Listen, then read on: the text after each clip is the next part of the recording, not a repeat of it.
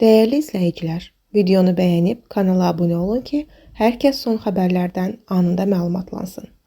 Aparıcı Aytən Səfərova açıqlaması ilə diqqət çəkib. Xəbər verilir ki, o övladının başına gələn hadisədən danışıb.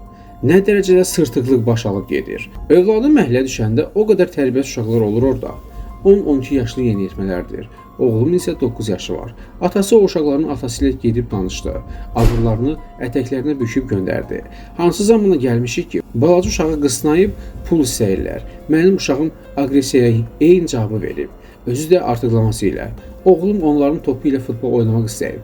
Qəsdən də uduzurlar. Sonra ona deyirlər ki, anandan pul götür gəl. Həyat yoldaşım bildi, uşaqların atasını çağırtdırdı. Ayıbdır.